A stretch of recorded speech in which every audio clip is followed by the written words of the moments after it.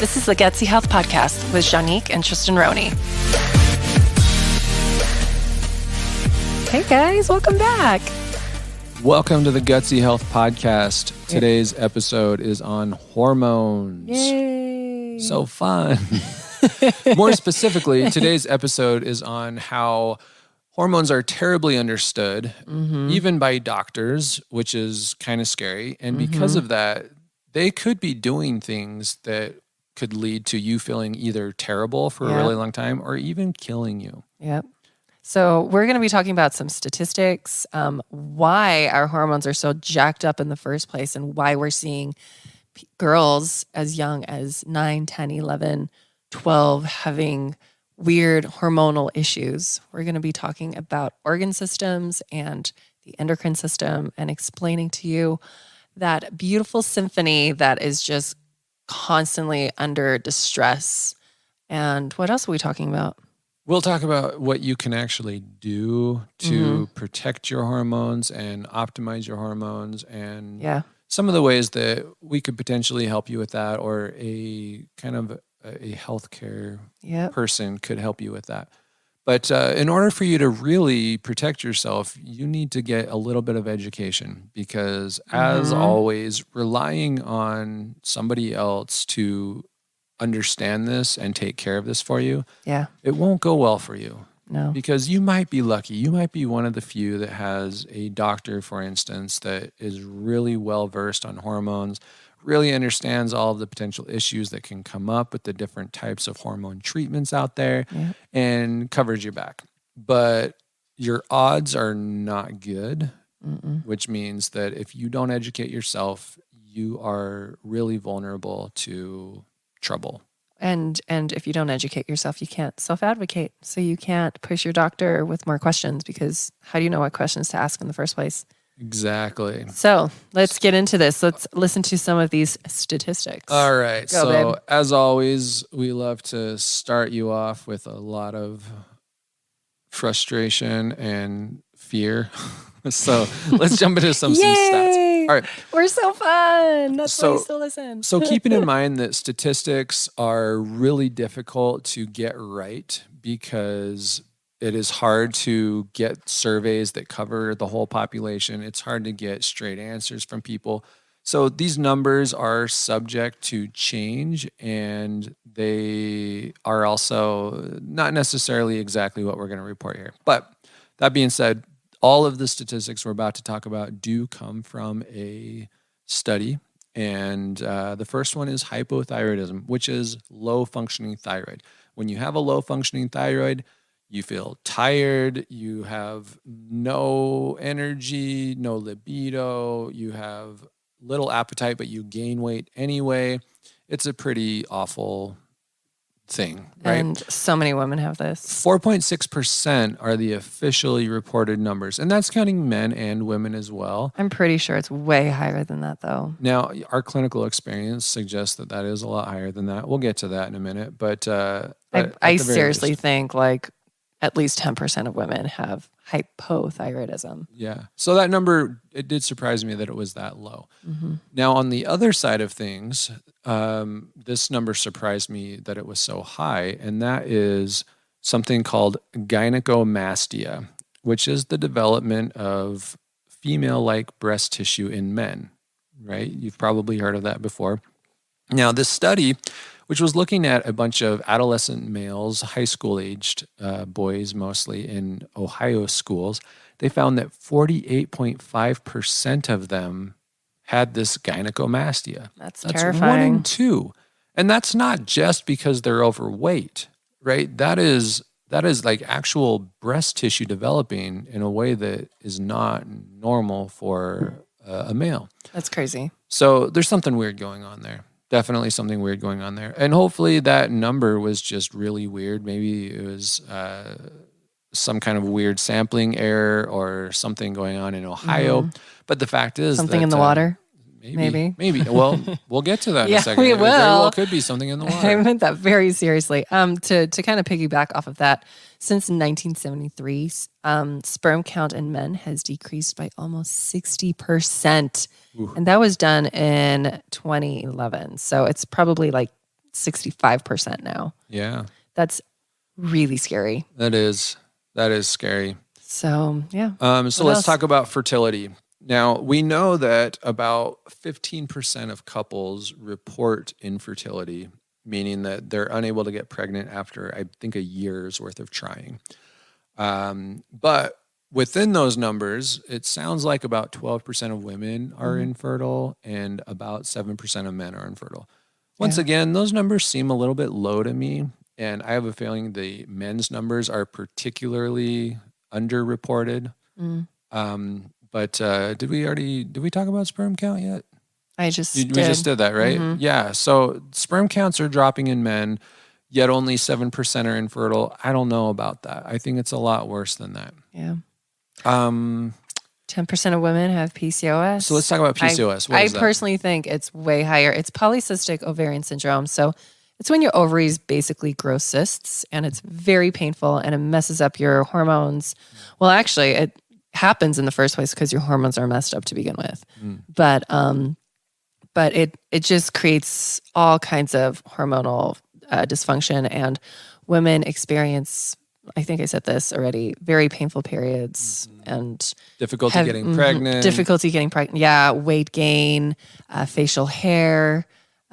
You name. Well, is acne also? I think so. Associated with PCOS. So, it's not a fun thing to have, It's obviously. not. But 1 out of 10 at least seem to have it. So there you go. On the other side of things, men, apparently up to 52% of men suffer from erectile dysfunction. That's fun. Now, we don't know whether that's every day or if that's like it's happened once in their life. I'm not sure exactly what the requirements were to qualify as having ED, but whatever that number is, that's really high. And it also is not necessarily from hormonal imbalances. There are lots of things that can lead to erectile dysfunction, but you better believe that there are some pharmaceutical companies out there that love seeing this number where it is. Makes them lots of money. They're more than happy to. What do they call it? The magic blue pill? The magic blue pill. That, yep. I mean, there's a few of them out there nowadays, but. Which one's the most known one? What is it called? Well, Cialis. Is that it? I don't know. Anyways, okay. I don't know. This isn't an erectile dysfunction podcast, guys. Sorry. I wouldn't know. Ignore our cheesy jokes. All right, moving on. So these stats, I don't feel like they really capture the full extent of the problem here. Laughing at you. Sorry.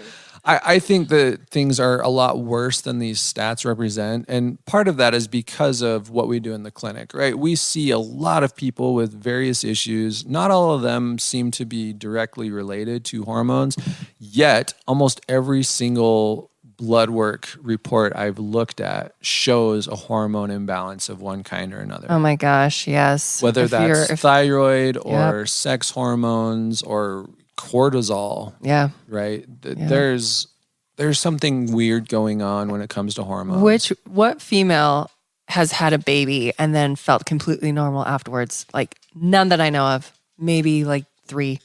Like pregnancy really throws our bodies off, and then we don't feel ourselves again, and then we get pregnant again, and then it knocks us down even further, and then we just deal, and it keeps knocking us down. I mean, really, it's like we just can't get a breath of air from this really tumultuous ocean of unbalanced hormones. So, and we've seen far fewer males reports. We just tend not to have as many men that come for treatments at the clinic, but typically we do see low testosterone, almost without fail. Yeah, that's true. Or actually, the occasional really high testosterone because they're dealing with something like prostate cancer or that. But it's just seems so rare that somebody's got naturally balanced hormones. Super rare. Have we ever seen it?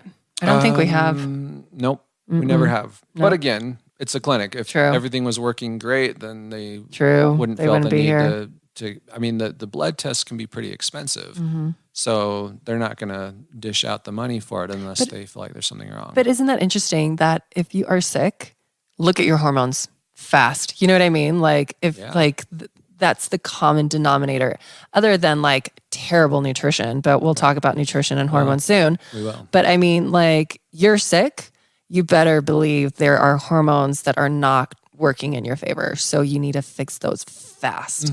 Otherwise, you're going to try and heal your body, and that will be as hard as pushing a big fat boulder uphill. Yeah. Like you can't heal if your hormones are not balanced. It's not going to happen.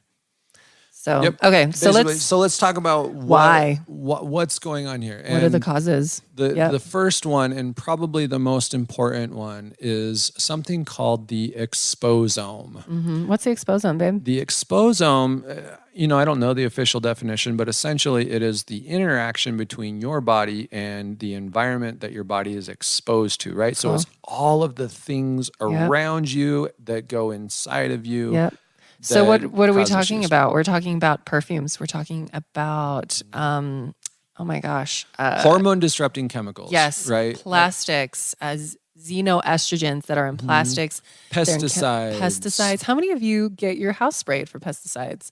How many of you eat foods that have been sprayed with herbicides and pesticides? I mean, what is it, like 50% of the American diet is basically wheat and grains, and wheat and grains is just completely drenched in glyphosate. Wait, is that true?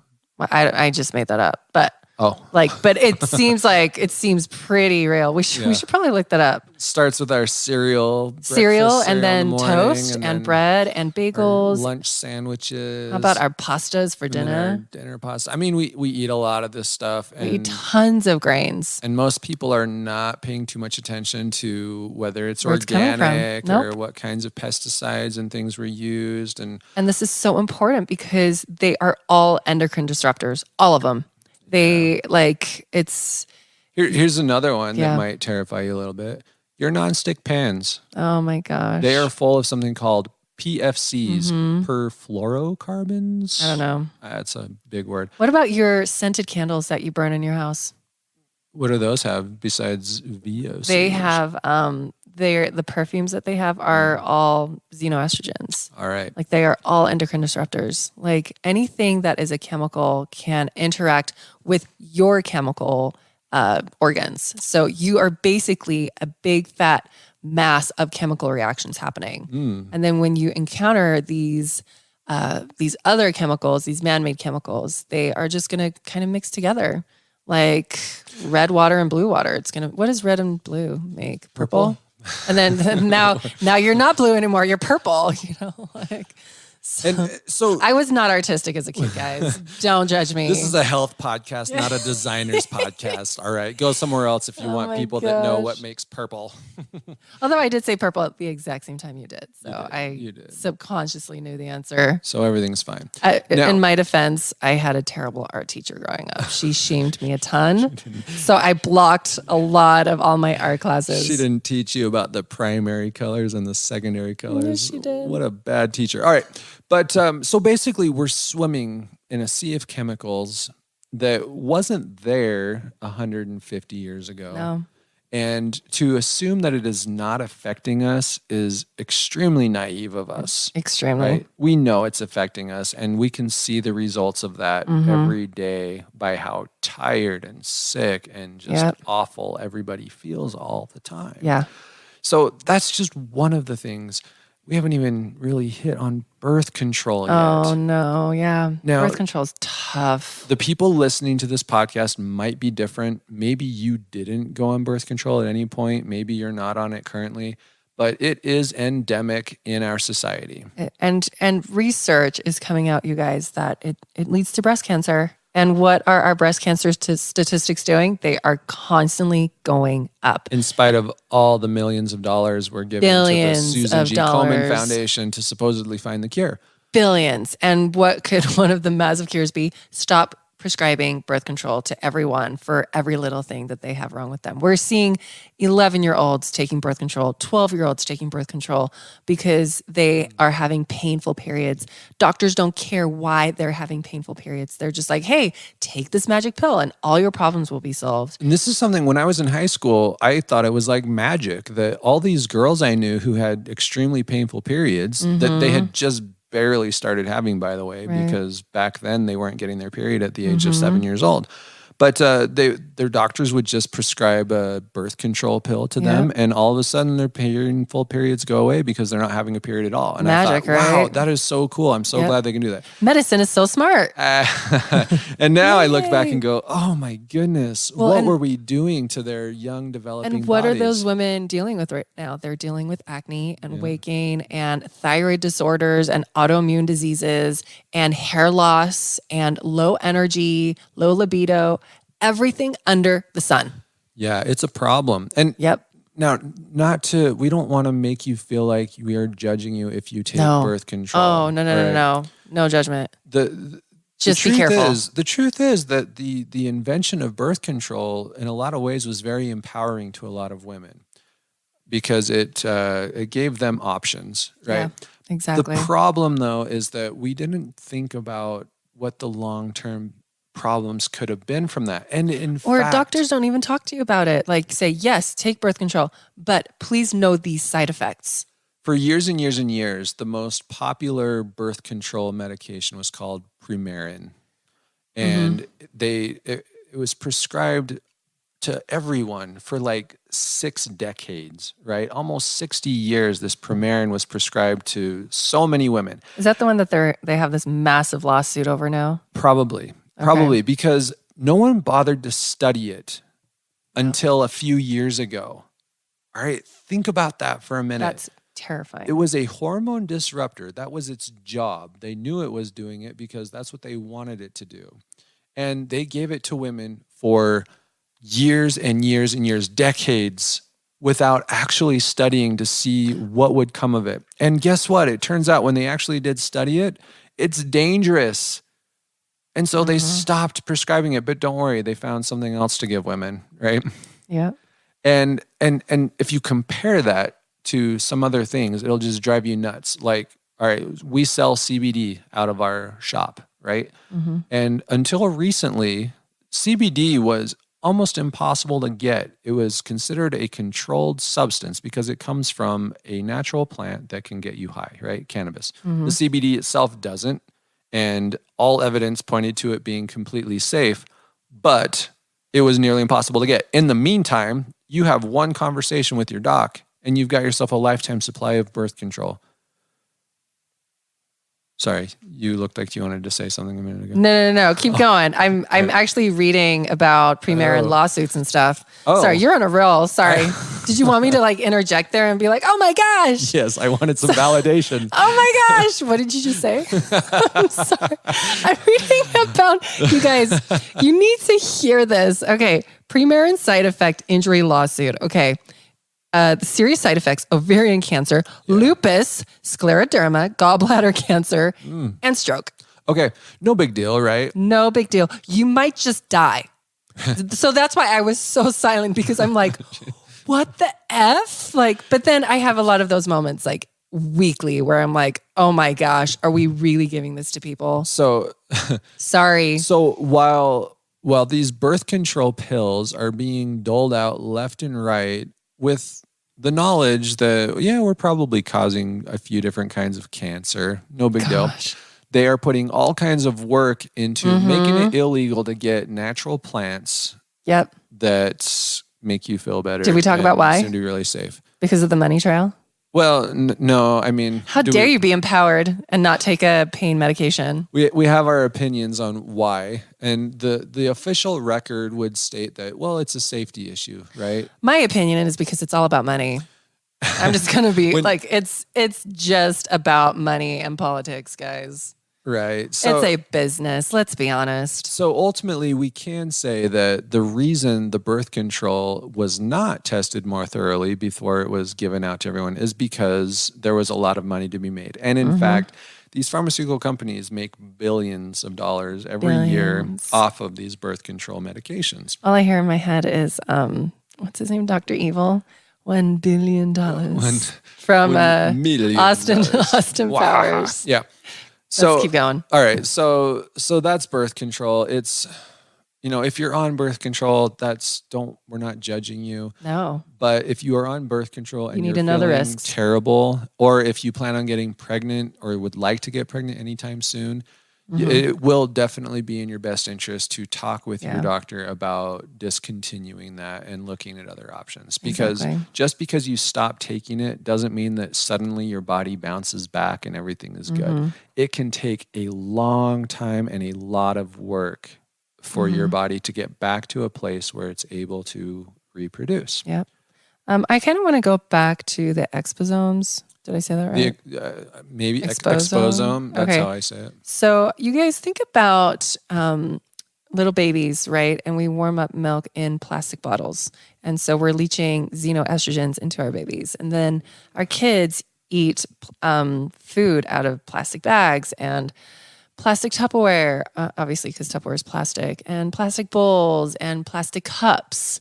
And then when we're teenagers, we're drinking soda out of styrofoam cups, and it just kind of gets worse and worse and worse. When you get food to go from a restaurant and it's hot food, and they're giving you what? Styrofoam baggies, right? Yeah. Like that stuff is not only carcinogenic, but has so many xenoestrogens in it. So we're just being bombarded. And then think of like all the food that you buy from the grocery store. They're all in plastic. I mean, even your vegetables, you pull a piece of plastic and you put your vegetables in that plastic so that they can weigh it, we'll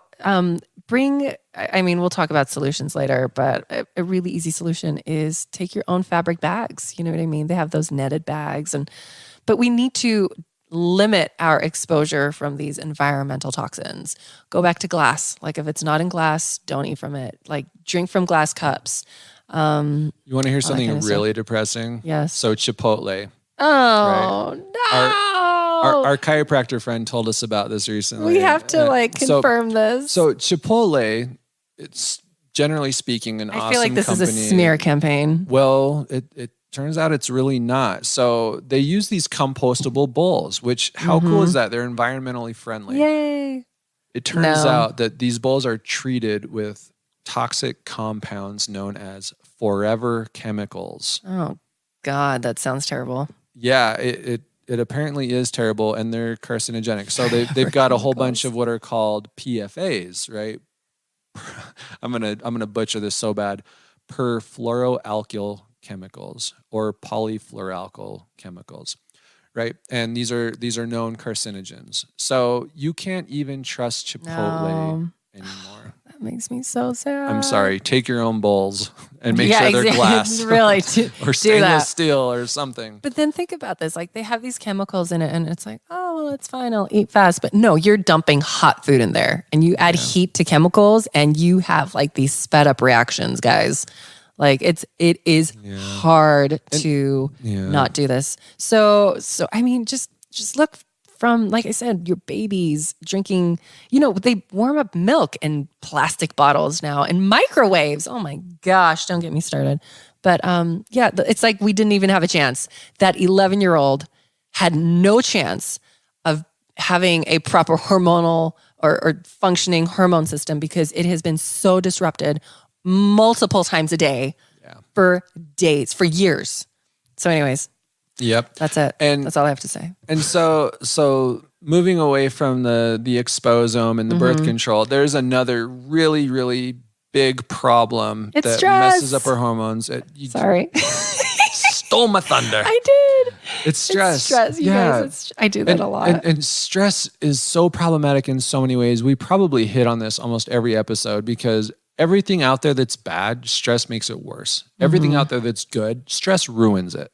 So in this case, stress is particularly problematic because it causes, especially chronic stress. I'm not saying you can never be stressed, but when you are constantly stressed and stressed out, your cortisol levels skyrocket through the roof until your adrenals completely tank. And then you have no cortisol, which means that you're incapable of really responding to the stress that is filling up your life. And we're going to talk about adrenals and cortisol and all of that in like a few minutes so that you guys kind of get like a hormone balancing 101 class from us. So stay tuned. Yeah. Stress also taxes your thyroid, which can lead to hypothyroidism. Yeah. Stress can also mess up your gut bacteria, which in turn can cause autoimmune issues, which in turn can destroy your thyroid. Exactly. So So stress is not our friend. I No. don't, I mean, we can talk for hours and hours about how terrible it is. You know it's terrible, but Stress, sleeplessness. I mean, it's yep. so important to start addressing that. And I Mhm. say that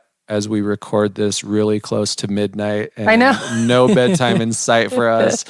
We're hypocrites, but at least we can acknowledge that we need to work on it. At least we eat well. We have least that we going So- for us. So we're definitely not perfect. Right. So we've got these three big factors. They're not the only factors, but they are really important. That exposome, all those chemicals that we're living in. The I think exposome sounds better. exposome, that sounds like a conference. Or I know, something. exactly. We're going to go to the chemical conference and see who Called wants to exposome. ruin our hormones this week. Okay, and let's move on. then stress. So let's talk about why this is not being fixed in the medical world. This should be their area of expertise. This should be something that they're able to fix, right? But they aren't. And there are a few really big reasons for that. One of them is that a lot of times the doctors will just ignore hormone issues. Yeah. If they see that your sex hormones are a bit low or that your thyroid's a bit off, they may not do anything about it. Until you're like full blown They'll autoimmune. They will wait until your TSH has completely disappeared, which means that your thyroid is essentially either blowing up or has stopped working altogether. And then they're like, oh, whoops. Or they won't even say whoops. They'll say, okay, now it's time for us to do something. Right. And they didn't say anything when they saw the trend going in the wrong direction. So let's talk about that trend for a second. Let's talk about how lab work works. So when they pull, for one, they only check like one hormone when there are like hundreds. Yeah. And that's frustrating. Yeah. But when they draw your blood, they measure it within normal ranges. And you guys, normal ranges are based on unhealthy populations. So you are normal within an unhealthy population. So there are normal ranges and then functional ranges. Because guess who does not get a lot of blood testing done? Healthy people. Your average healthy person, right? Why would they? They're healthy. Everything is going fine. Yep. The people who get tested are the people who are sick. And those people end up forming the reference group against which everyone else is compared when they get their testing done later. So Yep. Go ahead. And now you're probably thinking, well, Juanique and Tristin, you can have a hormonal imbalance in one area, but your hormones can be fine in the other. No, it doesn't work like that. I'm sorry. Like when one is off, they're all off. Okay. They all intricately work together. It's like a symphony. Like think of your brain as the conductor and all the instruments are playing at the same time according to the conductor. And so if there is one instrument out of tune or off beat or something, the music sounds bad. Okay. So they all work together to create harmony. And so when one is off, they're all off. It like things will not work properly. yeah, and that is what we actually see in the clinic. When we're looking at people's blood test reports, it is very rare that we see just one hormone seems to be off. It's usually all of them. We're going to try and explain to you. We're going to be talking about 4 different organ systems that pump out hormones. And we're going to try and explain to you how intricate they are. And when one is off, how the others are thrown off too. We're going to get a little technical. So you might not want it to have us on double speed during that time. Just a warning. You might be really smart. It's Or that totally too. up to you. Yeah. So yeah, a lot of doctors are just not going to do much at all, if anything at all, when they see those numbers are off. They'll wait until it's really bad. Or what happens so often, especially to women, is they see that the woman feels terrible, right? And that she seems to be depressed and she has no energy, blah, blah, blah. They see that those hormones are out of balance and they still say, you know what? I think you need an SSRI. You seem to be depressed. So I'm going to give you an antidepressant and a little Wellbutrin. That should take care of you. A little Prozac. Everything will be I'm great. just going to gaslight you right now in your experience and tell you it's all in your head. And to be fair to the doctors, I don't think that they really believe all women are just crazy and they need these medications. They want to be helpful and they don't understand hormones very well. Not to mention it's a lot of work to fix hormones. So the SSRI is just easier. But they want to be helpful within 2 to 12 minutes. So that seems like they're limited. a really fast Band-Aid versus actually having to think out this process for you. Right. And so there are a ton of women I'm and really men cynical for that matter. in the middle of the night. I'm sorry, guys. Oh my gosh. I'm going to put my happy hat on now and be like, yay, doctors. We'll get to the hopeful part. We will really soon here. There is zero hope. So Just kidding. there are a ton of women out there who are on antidepressants. There are a lot of men for that matter who are on antidepressants when what's really going on is that they've got these terrible hormone imbalances that are not actually being addressed. And for that matter, those antidepressants tend not to work very well for a lot of people, probably because these underlying issues are not being addressed. One more problem that tends to come up in the medical world, and this tends to be an overcorrection on the other side. You have a doctor who says, yeah, these hormones are off. We need to do something about it. And then they give you hormone replacement therapy, right? And that could even be synthetic hormones, which heaven forbid we still use that anymore, but we do. And so these women are placed on these replacement hormones. Typically, it's menopausal women. And it sounds a lot like birth control to me. It's pretty similar, and because what we're doing is we're messing with the body's natural rhythms. And then, of course, the body doesn't know what natural is anymore, and it just throws everything off balance. And these hormone replacement therapies tend to lead to cancer. So it's not a great thing to do, but it tends to happen way too often in the medical world. So should we start like teaching people? Let's talk about what needs to be done that is not done nearly enough. Yeah. Okay. We need to address the lifestyle foundations that lead to these hormone imbalances. Right. Because, for the past 50, 60 years, what has been so shamed in society is fat, cholesterol especially. And a lot of our hormones, especially our sex hormones, are cholesterol. And so we need tons of it. So when we have people in our clinic that have sex hormone imbalances, we're like, what's your fat intake like?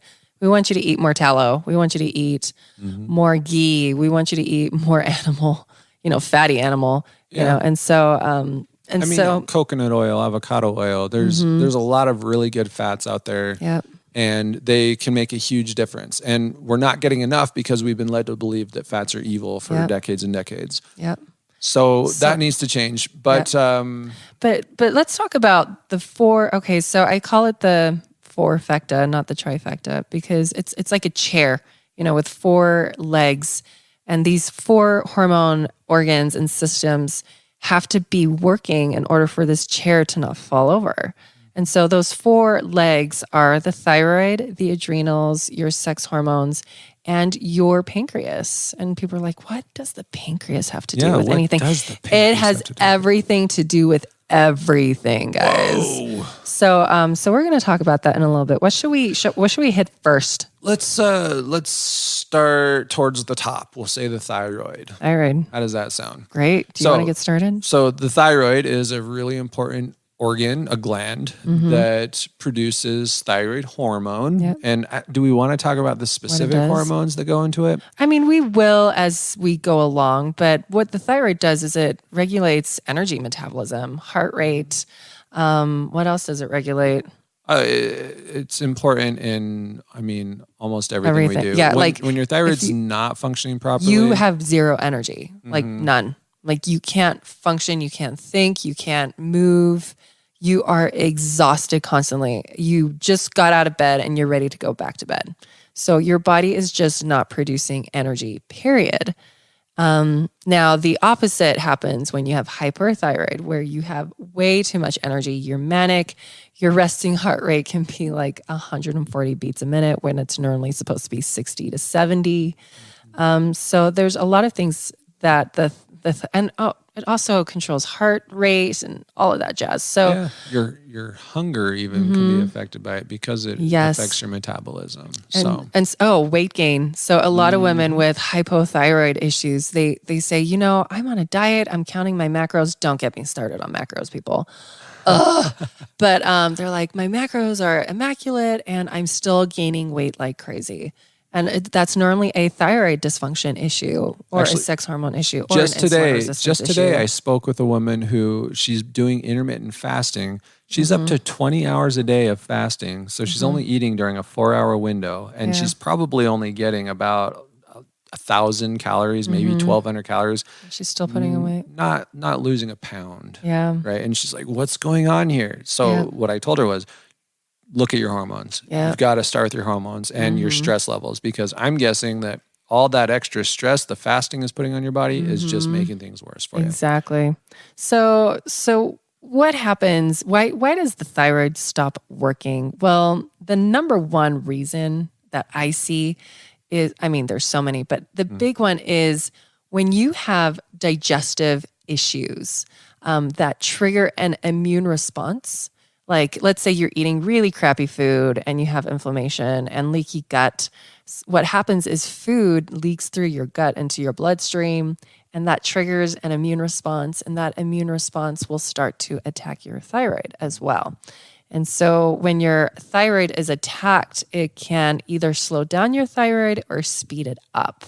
And so with most women, it slows it down completely. That's one of the main reasons why we have hypothyroidism. And a lot of the times they're just like, when they're diagnosed with hypothyroidism, they're just on a fast or slow track to Hashimoto's, basically. And the difference there is that Hashimoto's is a subtype of hypothyroidism, right? So you can have hypothyroid without Hashimoto's, Right. but the Hashimoto's is the autoimmune component of that. So if you've got that, then it's a little bit more dire, because as soon as your body has decided that your thyroid is an enemy, it can be very difficult to convince it otherwise. Yep. Exactly. And so that's really, I mean, that's kind of the thyroid in a nutshell. There's a lot more we could talk about, like the upstream factors. Your pituitary could be the real issue, not your thyroid, or your body's ability to convert the thyroid hormone into a usable form. Let's talk about that. So your thyroid, go ahead, Tris. No, go. So your thyroid produces T4, and that is essentially the molecule that has to float around in your bloodstream, and it gets converted to T3 in multiple areas, but three main areas are your kidneys, your gut, and your liver. Now, what happens, and then once it's converted from T4 to T3, then it connects to all your cells and turns them on, and then your cells make energy. Yay! But what happens when your gut and your liver and your kidneys are not working properly? What happens when you're eating the standard American diet and your gut is tanking and your gut is barely functioning and barely getting you to like absorb the bare minimum? You are not going to be converting T4 to T3. Therefore, you're not going to have that key turning on all the energy in your cells. Therefore, you're going to feel yucky. And so people are like, well, why is it not converting? I tell them, look at your liver, look at your gut, look at your kidneys. Most likely, it's your liver and your gut. Because again, your liver, we just spoke about exposomes, right? Or exposomes. Exposomes. We should do a poll of what it really is. Like your liver has to deal with all of these toxins and these chemicals. It didn't have to deal with these things like 80 years ago. And so now our livers are tanking. But our livers are tanking too because of another reason. And that reason is our overabundance of sugar intake. So when we are eating a boatload of sugar, our livers have to process that. And so we're super stressing them out. And once again, just to really differentiate between your good sugars and your really bad refined sugars, right? You can overdo it on sugar in general, but the particularly troublesome stuff is that really refined, easy access sugar that causes the energy spike followed by the crash, right? That's going to cause you the most problems. Yep. So now you have all this T4 being produced by your thyroid. And it goes to the liver and it's like, hey, can you convert me? And your liver's like, shut up. I'm busy converting fructose into something that is mildly usable by the body. Like, wait your turn. And hormones, being the sweet little compounds that they are, they're like, okay. And then they don't do anything. Sweet little compounds. Like, no, really. Like they're that middle child that takes up no space. And yet they're really, really sweet and important, and we want them to take up more space. So the liver's too busy converting all of that really crappy fructose that you are eating in your standard American diet for breakfast, lunch, and dinner. Well, and chances are if you're eating a bunch of that, you're also eating a bunch of other garbage that is also putting a load on your liver. So, not on your liver, but your gut. So, your gut. And then you're drinking soda And then your kidneys are like, what is happening? What is this toxic sludge that I have to now filter out?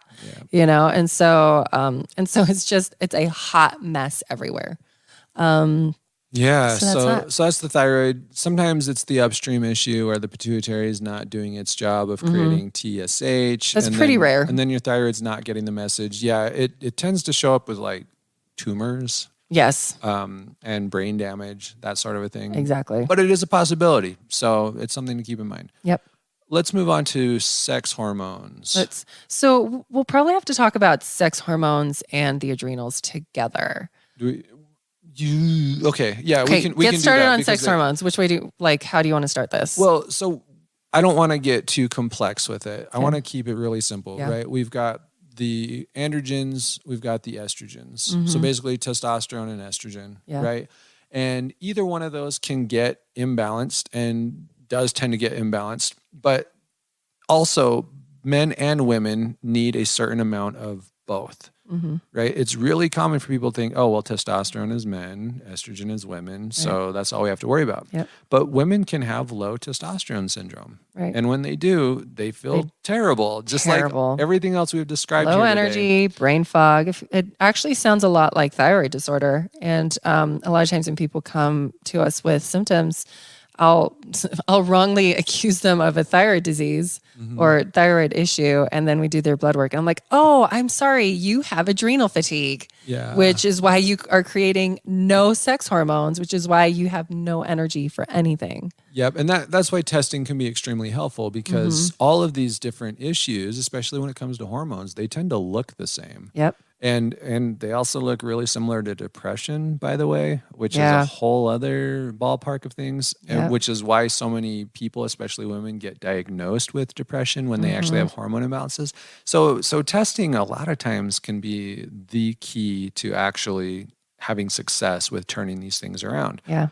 But that's kind of how the sex hormones work. But it gets even more complicated when we bring the adrenals into it because the adrenals are responsible for producing a couple of important hormones. Super important. One of them being DHEA or DHEA sulfate. So most people, when I say DHEA, they're like, oh, I take a fish oil.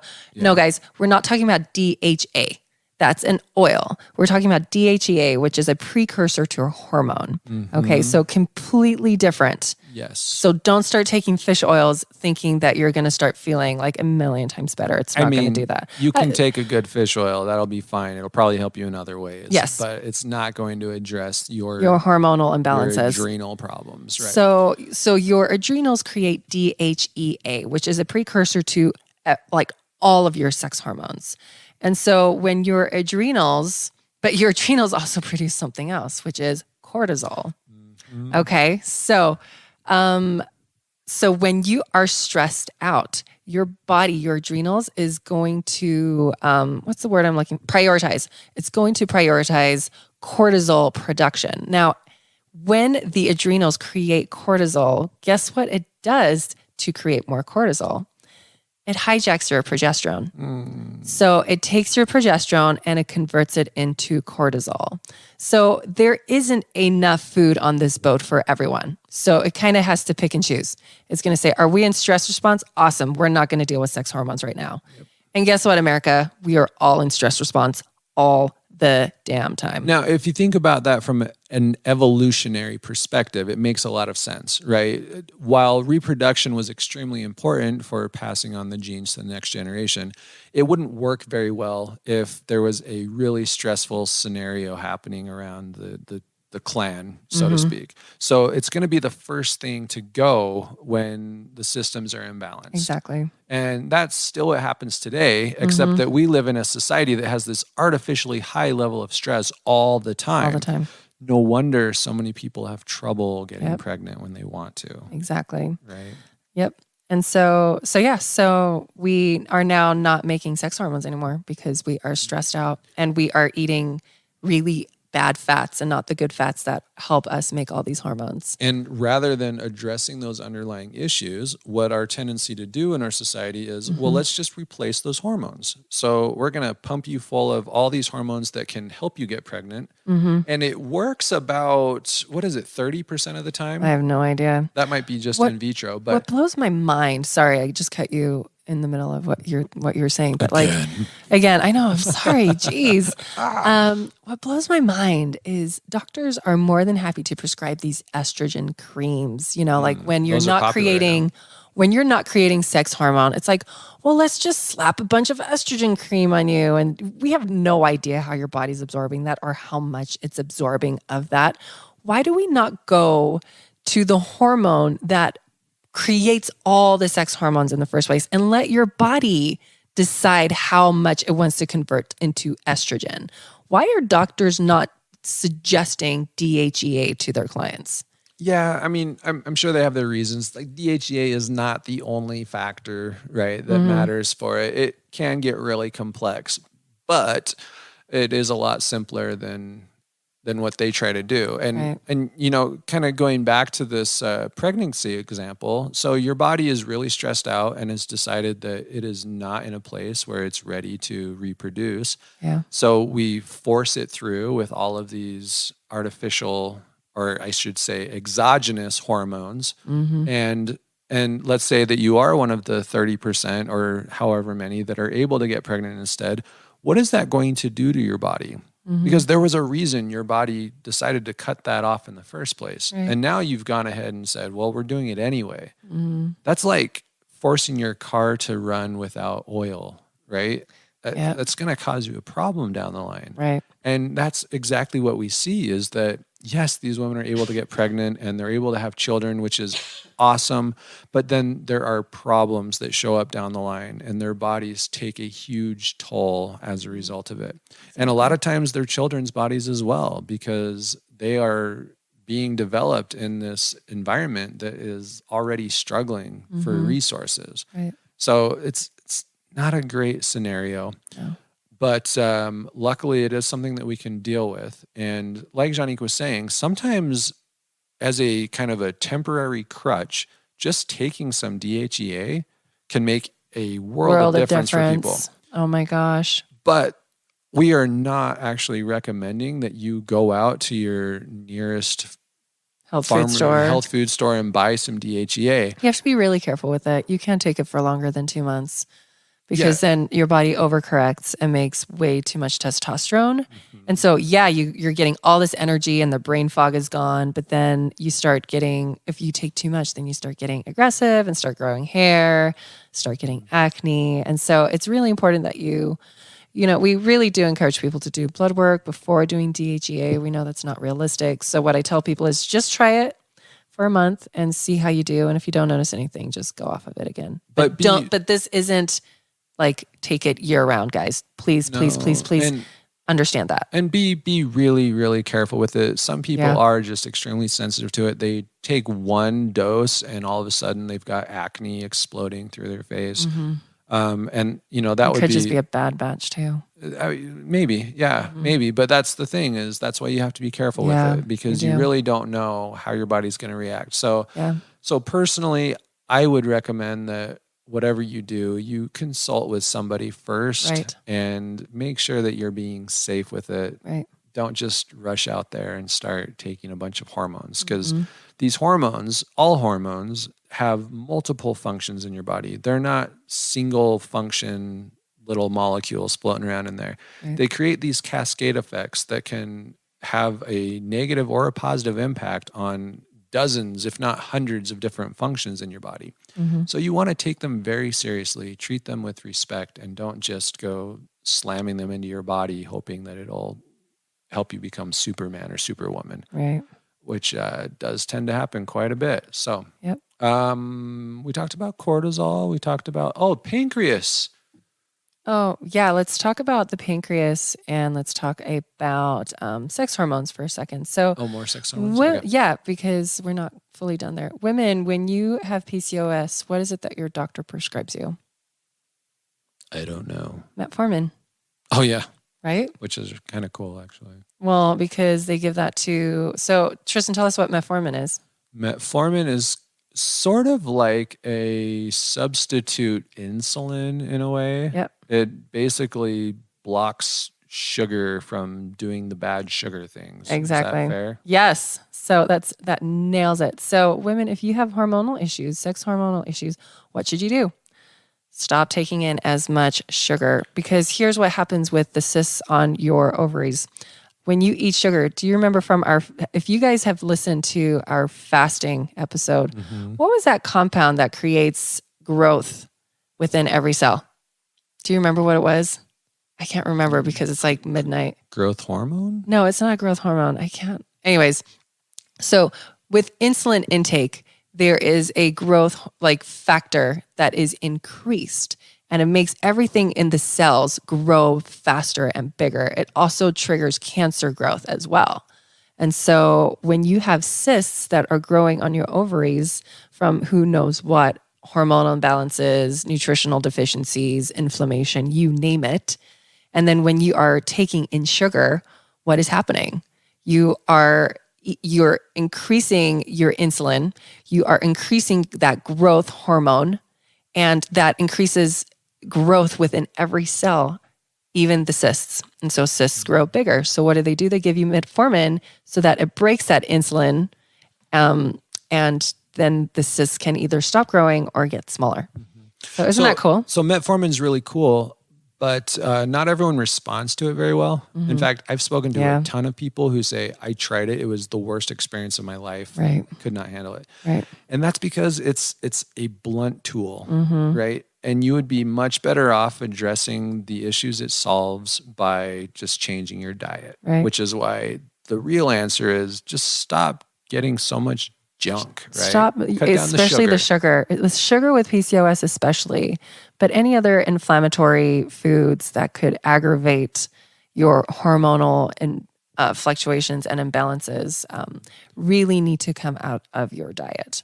Yep. And your lifestyle. And that goes for going crazy on the fruit as well, I imagine. Unfortunately, So you unfortunately. you can't cut out sugar and then become a fruitarian. I'm sorry, medical medium lovers. I'm sorry, but there's just no space in this realm right now for fruit. If you're dealing with PCOS, we need to look closer to something that is similar to keto, actually. High fat, high protein, high veggies. Or paleo. There's space for Some a berries. variety of foods. Yeah, exactly. And it's going to be a matter of your individual body and what it needs, which is always the answer. Exactly. But anyone who starts to preach extremism in one form or the other is probably not on your side. So that's how the pancreas and sex hormones are linked. That's how your adrenals and your sex hormones are linked. Also, with your adrenals and your pancreas, your adrenals will produce norepinephrine and epinephrine. Also known as adrenaline and noradrenaline for the Americans. And what that does is it actually breaks down, it pulls out your glycogen stores and spikes your blood sugar. So when you are stressed, your cortisol actually does that too. So norepinephrine, epinephrine, and cortisol, they raise your blood pressure and then they flood your bloodstream with sugar. And so when your bloodstream has sugar in it and it's not in the cells being kept contained, it's creating inflammation. But your body does that when you're stressed because let's say back in the day, you're running from a lion. You need high blood pressure and you need sugar to feed your cells so you can run away from that lion. But now we're not running from lions. We're sitting in front of TVs or our cell phones on Facebook, right? And we're getting stressed to death because of Facebook, because we're arguing about whatever politician said what. Exactly. And so now we have all this blood sugar in our system. It's creating inflammation. We have cortisol and norepinephrine that is raising our blood pressure. And so it's just this massive train wreck because now we have elevated blood sugar, which is destroying the PCOS, right? So do you see how the three are linked? See, so now we have all this blood sugar and it's just increasing all this growth factor within all our cells, including those cysts. So it's just not good, guys. So stress and sugar intake. And when we are stressed, it's almost like we have sugar intake. Yeah. So easy, right? So easy. And so easy. Just so don't stress. That kind of brings us to what do you do? Now, we'll talk about what we do in the clinic. And what we do in the clinic is pretty straightforward. We want to fix the foundation, right? Sure. We want to address. Are we done talking about hormones? Oh, are you? No, are we you didn't like fully talk about the pancreas though. It didn't. Oh, like, you have more on the pancreas? Oh my gosh, I totally do. All right, we'll dive in. I'm sorry, guys. Go for And I feel like I'm just like kind of taking over right now. You guys, everyone's heard of insulin resistance, right? Like when we eat way too much sugar. I know I'm back on the sugar train. When we eat way too much sugar, our pancreas produces insulin. But because in our society we eat way too much sugar, and I loved how a doctor explained this. He says our cells become resistant to it. It's almost like someone is yelling at you and you're blocking your ears because it's just too noisy. And so what our cells do is they block that insulin. So you eat a ton of sugar and then you create a ton of insulin to deal with that sugar, and your cells are saying, "Nope, we're not going to utilize all of you. It's just too much, too loud, too often." And so everything starts to malfunction. And so when you have this insulin resistance, you have inflammation, you have weight gain, you have hormonal disruption, you have achy joints, you have brain fog. Everything kind of, it's almost like a backflow, like a dam is going to overflow soon. And so that's how the pancreas is, is a very overworked organ. No question. So, okay, we're done. We're done talking about all the dysfunctions. Okay. Or the big ones, I guess. All right. So let's now go into what we do in the clinic for people that come in with hormone imbalances, right? So it's really straightforward for us, at least. We start with fixing the foundation, which is looking at your diet, looking at your nutrition, and taking care of the problems that we see, which, like Juanique's been talking about through this whole episode, it's cutting back on that sugar, especially the refined junk, and replacing it with really healthy foods, complex carbohydrates, i.e. vegetables, and good fats, whether that be from animal sources or from plant sources. But the important thing being that they are good fats that your body can use to produce hormones. Right. And also to help protect you against high levels of stress. Yep. And that's the foundation. But we also try to focus a lot on stress because stress seems to be one of the major factors that causes things to get thrown out of balance. Yep. So we want to manage the stress. We want to manage the diet. And then lifestyle is also an important factor. We talked about that exposome of all these chemicals that we're swimming in. We want to work those in our favor, which means cutting down on as many of the unnecessary and terrible chemicals as we can from the lifestyle.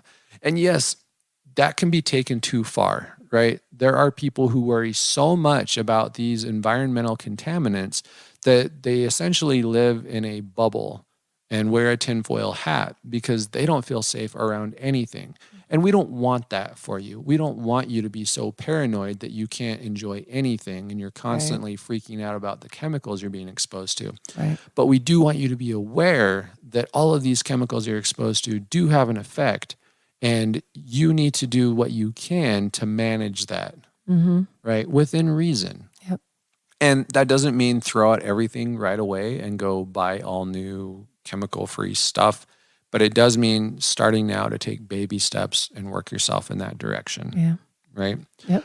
And so once we've kind of covered all of those bases and we've started rebuilding the foundation, especially addressing the gut issues, then we will consider on a temporary basis using some kind of hormones as a stopgap measure. Right? Now, we don't prescribe, so we're not going to be prescribing hormones of any kind, whether that's identical or bioidentical, other than the ones that are already available over the counter, which is primarily going to be DHEA, right? Yep. And we always do that on a very temporary basis. And we always do that with an eye towards watching carefully to make sure that we don't overcorrect there. Right. And making sure that it's short term. Even if it's working really well, it has to be short term. Otherwise, your body could just decide that it doesn't need to make it anymore. Yeah. It's getting plenty through these supplements, right? Yep. And then that organ gets lazy. Yep. And then just stops making it. And then we're no better than all of the bioidentical hormone replacement people out there that are just messing with the body while they try to get the numbers where they like them. Yep. So that's what we do. But our goal is always independence in the end. We want your lifestyle to be creating what your body needs. Exactly. And that means that all we really have to do is give it the materials and then give it enough time so that it can heal. Yep. And it does take time.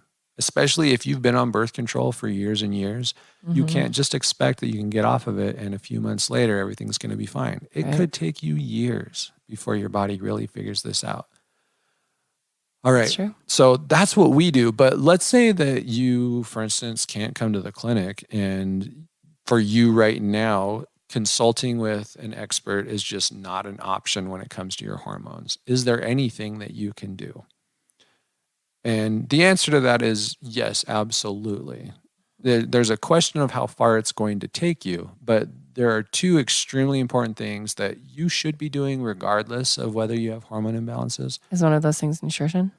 Yes, it absolutely is. Yay. One of those things is nutrition, right? I'm not looking at the bullet points right now, so I'm guessing. If you know that your nutrition is not ideal, and I don't mean ideal like you never make any mistakes, but if there are some glaring issues with your nutrition, especially in the area of you eat a ton of refined sugar, fix it. Fix it. Especially if you've got symptoms of hormone issues, right? If you've got low energy, if you feel terrible and you have no libido all the time, then start with your diet. Cut out those refined sugars, get some good fats in there, and get a nice balanced plant-based diet. Yes, right? guys. That will make a huge difference to you. The other really big one is learn to manage your stress. All right. I cannot pound that in hard enough. Right. That you need to find ways to deal with your stress before your stress kills you, because it will kill you Stress in one can way kill. or another, whether it's through your hormones or through cancer or through mental illness. It will get you if you don't take care of it first. Yep. So for a lot of people, that might be meditation. But if meditation is something that you just cannot stomach, the very thought of it makes you angry, then don't do meditation. Maybe for you, it's yoga. Maybe you hate yoga pants, so don't do yoga. Maybe going for a walk outside or hiking is what you do, right? Maybe it's reading a good book that inspires you. Yep. I don't know what it is, and I'm not going to tell you that one thing is better than another, but I am going to tell you that you should be doing something intentionally every single day for your stress levels. Yep. And if you're not, then you only have yourself to blame. When your hormones are imbalanced, you feel awful all the time, you're unhappy, and life just isn't working the way you want it to work. Right. So find something, start doing something. And then really the last thing you can do, if possible, is consult with somebody. Find an expert out there that can help you make sense of these. Find someone who can help you get the blood work done that you need to do and help you make sense of it.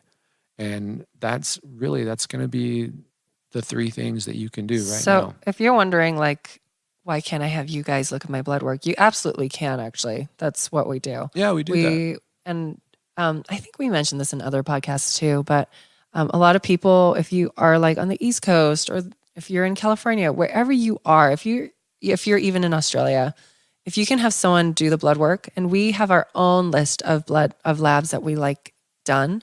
So if you can get that ordered through your doctor or insurance, or even if you can't talk to us, but we review your blood work with you. We take in your numbers, we put them in our nifty little computer, and it creates our own little numbers and algorithms and stuff. And we do a massive report. It typically takes like an hour. And we explain to you why everything is happening. And a lot of people have found these reports to be super empowering, because again, they go to their doctor and they say, I feel X, Y, and Z. And the doctors do their labs and they're like, well, there's nothing wrong with you. And then they bring those exact same labs to us and we're like, oh my gosh, you must be so tired. or, oh my gosh, no wonder you don't feel good. There is so much that we can fix here. And that's validating, right? Mm-hmm. It's validating, but it's also empowering because then they realize, fact, they can do something. They're not just stuck. So many people come back with us and they'll be like, that is the most empowering session about any labs or any health thing I've ever encountered. And it's because we give them answers and homework and like step by steps, or we say, hey, just keep watching this or doing this. But it can be really relieving to know that one, it's not all in your head. And two, that, there was a systematic breakdown and now we can see it and now we can fix it.